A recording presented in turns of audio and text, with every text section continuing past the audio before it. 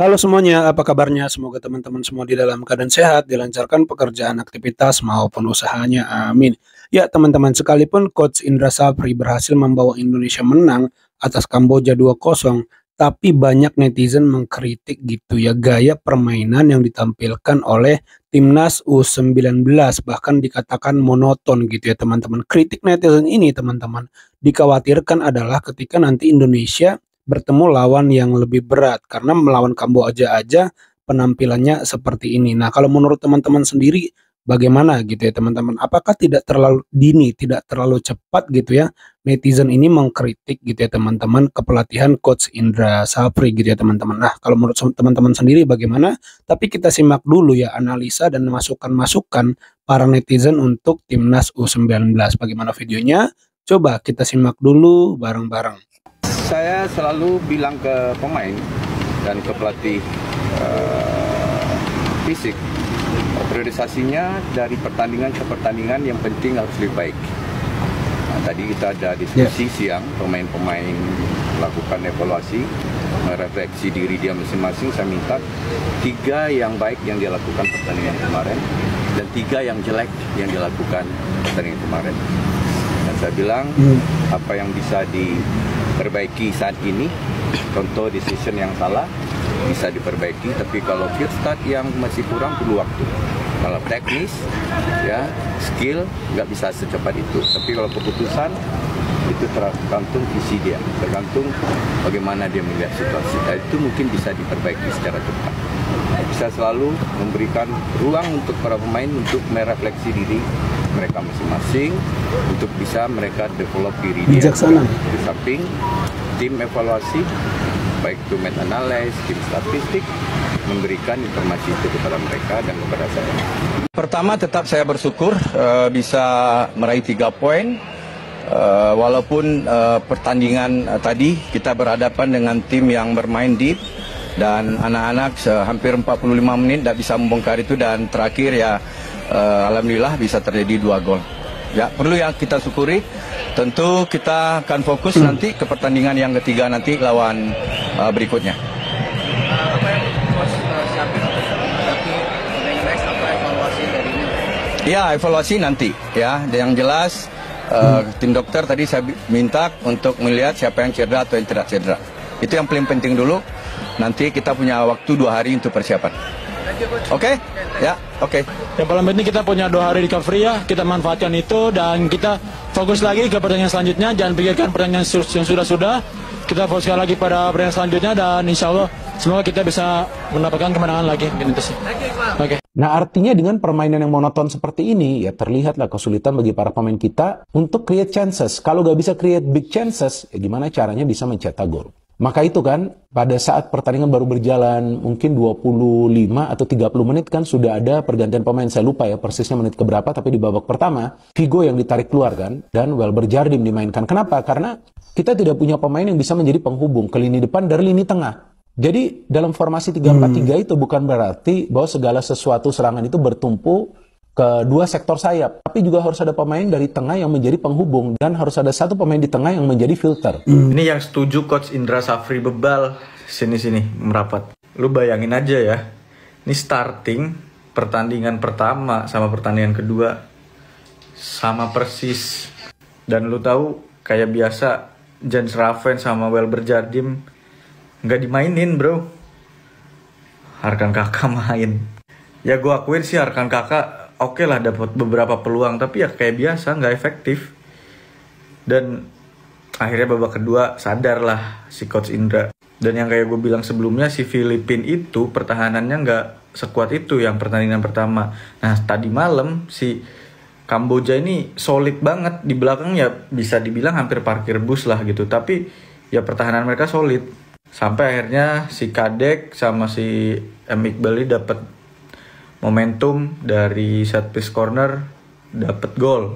Ya secara permainan, secara strategi sih gitu-gitu aja. Cenderung ngebosenin dan ya udah ketebak. Cuma main dari wing, crossing, ngarep di tengah dapat momentum sundulan atau shoot.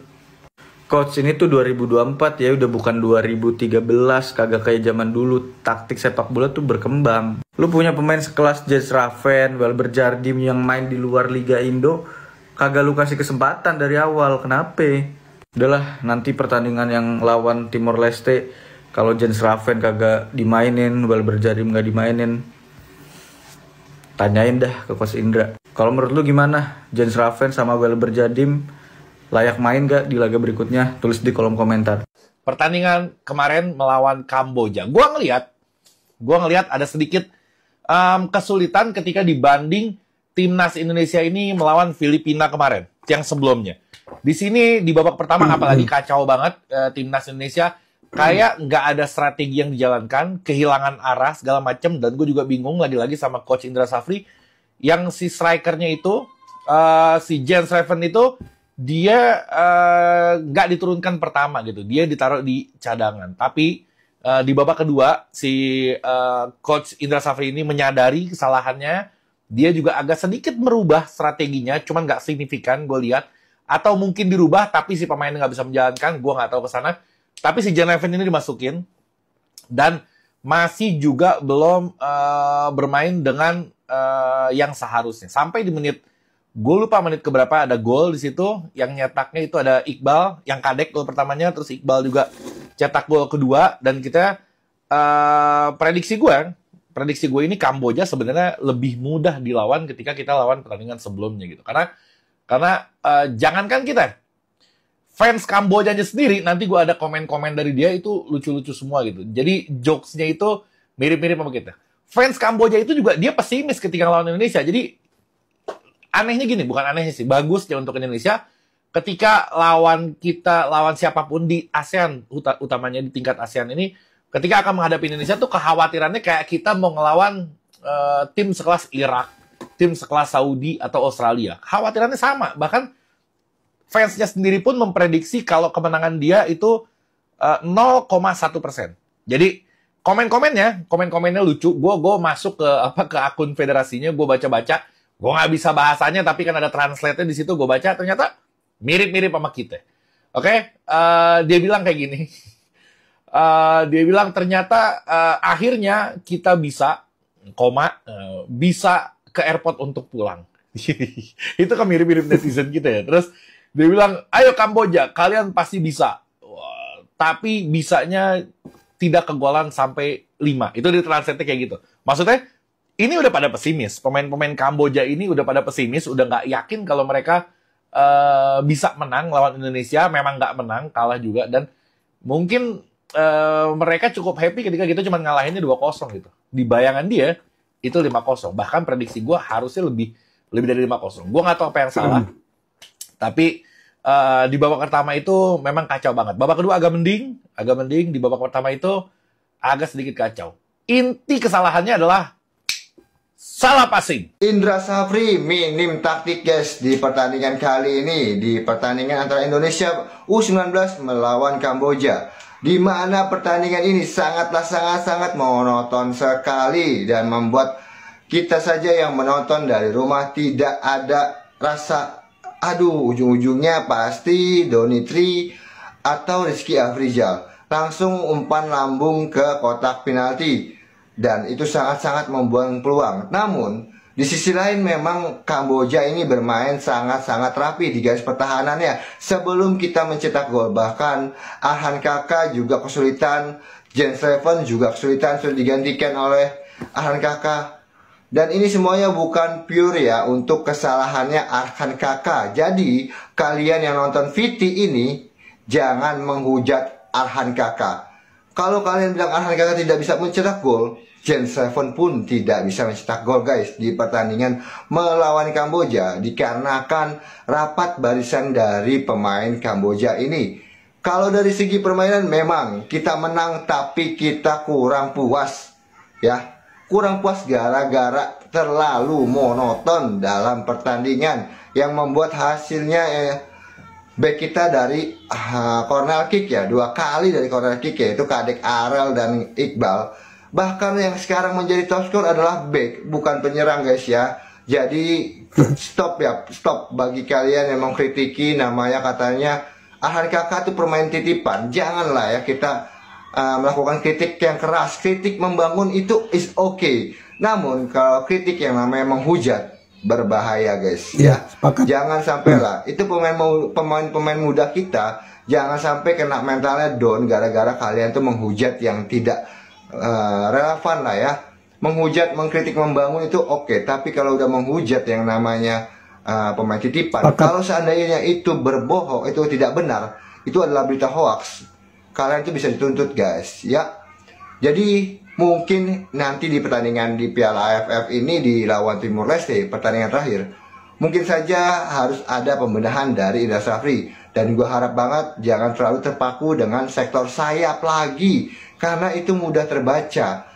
Ini baru lawan Kamboja, belum nanti kalau kita berhadapan dengan Australia yang notabene pesaing terkuat kita di Piala AFF, yang otomatis memberikan dampak yang kurang maksimal, dan pasti kita mungkin akan kalah dengan strategi seperti ini guys.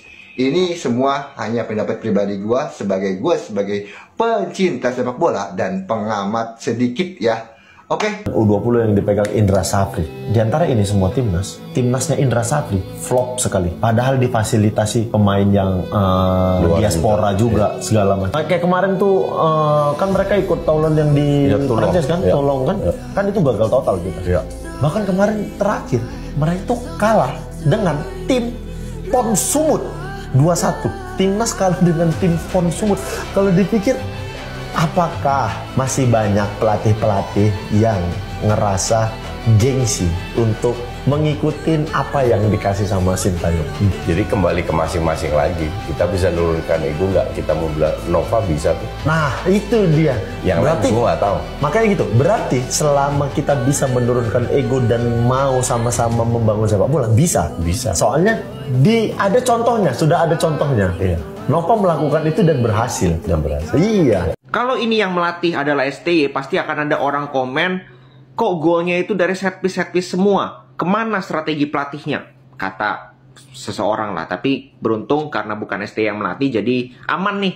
Ya kan, padahal kalau kita lihat 2 pertandingan awal Timnas U19, banyak gol dari set piece. Bahkan top skor kita itu adalah Iqbal, 3 gol. Terus Kadek 2 gol. Terus satunya lagi, backnya ada 2 gol juga. Jadi justru gol-golnya itu kebanyakan dari crossing dari set piece, yaitu dari pertandingan pertama dari lawan Filipina. Dari total 8 gol yang kita mampu lesakan, ya mayoritas itu dari crossing maupun dari bola-bola atas. Dan di pertandingan kali ini Kamboja yang di pertandingan sebelumnya kalah 3-2 menghadapi Timor Leste memang bermain low block. Ini yang membuat timnas sangat kesulitan, sampai menit 60-70 itu sangat kesulitan dan monoton sekali permainannya, yaitu dari wing. Dan itu terbukti gagal. Lu kalau udah terbukti gagal, lu harus ubah, ya kan? Dan itu baru diubah ya di babak kedua, praktis di menit 60-70 ke atas itu udah mulai ada variasi dari tengah ya. Walaupun nggak smooth, tapi at least udah nggak dari sayap-sayap terus. Karena sebelum itu sayap terus. Dan kebanyakan itu patah, kebanyakan itu di double cover, udah kita nggak bisa apa-apa.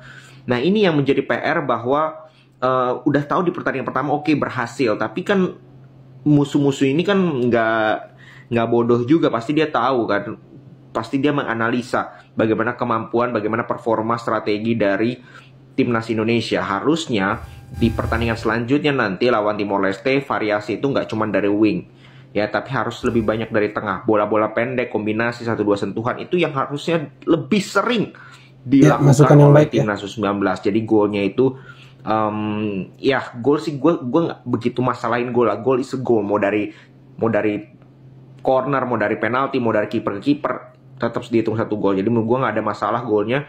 Yang jelas secara permainan ini yang gue lihat masih stagnan, monoton sekali, atau ya istilahnya nggak ada kreativitas sama sekali. Jadi itu yang harus diperbaiki. Oke? Soalnya nanti di grup kita lolos gampang fase grup karena lawannya relatif di bawah kita. Tapi nanti next di semifinal lawannya berat, Vietnam, Thailand atau Australia, itu bisa kerepotan kita dengan permainan seperti ini. Vietnam nggak tahu ya, Vietnam juga hancur-hancuran soalnya kemarin imbang lawan Myanmar kan. Oke, segitu dulu. Lu pada yang pada takut buat ngekritik timnas U19 asuhan coach Indra Safri, gak usah takut ya, biar gue yang duluan dah. Jadi intinya timnas kita berhasil menang 2-0 atas Kamboja. Ya, terserah lu pada yang pada mau bilang, yalah dasar lu pandit FOMO, dasar lu orang yang gak percaya proses, terserah. Dari pertandingan pertama sampai pertandingan kedua ini gak ada perubahan sama sekali cara main lari, umpan lambung, lari, cutback, lari. Dikira lawan tuh kagak nonton apa gimana sih? Nggak cuma itu ya, line up juga nggak diubah sama sekali. Kan kakak masih starter juga nggak ngapa-ngapain. Welber Jardim masuk di babak kedua baru bisa ngubah jalannya pertandingan. Mana sih? Terserah, gue respect banget sama Indra Sapri, gue respect. Cuma menurut gue ya, to be honest menurut gue, terserah lu mau setuju apa enggak. Coach Indra Sapri lebih baik sebagai talent scouting aja. Buat ngebantu nanti pelatih siapapun yang akan gantiin buat nyari-nyari bibit-bibit aja. Karena secara taktik, udah nggak bisa. Ini lawannya Kamboja loh bro. Gimana ketemunya Australia, gimana ketemu Jepang. Kenapa gue berusaha keras terutama di video ini ya? Sekarang level kita tuh udah naik bosku. Udah berusaha untuk merangkak dari ASEAN, tapi belum masih bisa bersaing banget di Asia belum. Cuma udah naik levelnya. Gak salah dong kalau misalnya kita berekspektasi besar dong ya nggak? Taktiknya Coach Sapri ini dari 2013 sampai sekarang gitu-gitu aja. Kenapa? Udah ya, sampai ketemu lagi ya guys ya. Indra Southgate menang 2-0 lawan Kamboja. Golnya dari corner kick lagi. Targetnya kalau main Piala Dunia, kalau kita mainin kayak tadi nggak ada kreativitas, mampus sudah. Ya udahlah, tapi semoga di pertandingan ketiga timnas U19 ini makin bagus mainnya. Tapi jujur ya, emang dari dulu timnas kalau under Indra Southgate ini pasti mainnya tuh sayap, lari kencang, sayap, putus. Makanya heran ya, Welber dicadangin loh coba. Apain cadangin, jelas-jelas dia yang buat beda tuh pas dia main. Dia berani main 1-2 sentuhan di tengah. Tadi ada peluang dia kaki kiri shoot, sayang banget ngelebar. Kalau gol itu cakep banget. Nah, itu hal-hal kayak gitu loh di sering dilatih sama Coach IS, segi taktikalnya. Nggak perlu sayap gitu loh. Udah jelas-jelas itu menumpuk pemain-pemainnya Kamboja di sayap-sayapnya, dipaksa main sayap. Crossing juga enggak. Akan kakak juga, jangan akan kakak, itu Lewandowski juga ditaruh tengah juga bingung, nggak ada bola. Target man sendiri tapi crossing nggak ada loh. Gimana? Ya, semoga lah pemain babak pas main pertandingan selanjutnya lebih baik aja deh. Nggak ada harapan kalau kayak gini mah. Harus Ya itu teman-teman kritik netizen terhadap penampilan daripada timnas U19 sekalipun menang. Kalau kita coba pahami ya, yang menjadi kekhawatiran netizen ini adalah kenapa menyoroti gaya permainan U19 yang monoton adalah dikhawatirkan bertemu tim-tim yang jauh lebih kuat. Nah, kalau bermainnya seperti ini dan bertemu tim yang lebih kuat, sudah pasti kalah. Nah, itu yang saya tangkap sih daripada kekhawatiran netizen terhadap penampilan timnas U19, dan analisa sepak bolanya juga tadi ada secara teknis, ada pemain-pemain yang harusnya dimainkan tetapi tidak dimainkan, lalu di pertandingan pertama sama pertandingan kedua tidak ada perubahan sehingga tidak tampak kombinasi-kombinasi permainan, yang ada hanyalah permainan sayap, lari, dan umpan-umpan jauh seperti yang dianalisa oleh netizen kita. Tapi bagaimanapun tetap kita dukung, semoga di pertandingan berikutnya tampil lebih baik. Tapi menurut teman-teman sendiri bagaimana nih? Teman-teman setuju nggak sih dengan analisa para netizen yang sudah kita dengarkan tadi? Silahkan tulis pendapat teman-teman di kolom komentar. Ya itu aja teman-teman video kali ini. Terima kasih buat teman-teman yang sudah menyimak sampai selesai. Jangan lupa di like videonya, di subscribe channel ini agar terus berkembang. Sampai jumpa di video saya selanjutnya.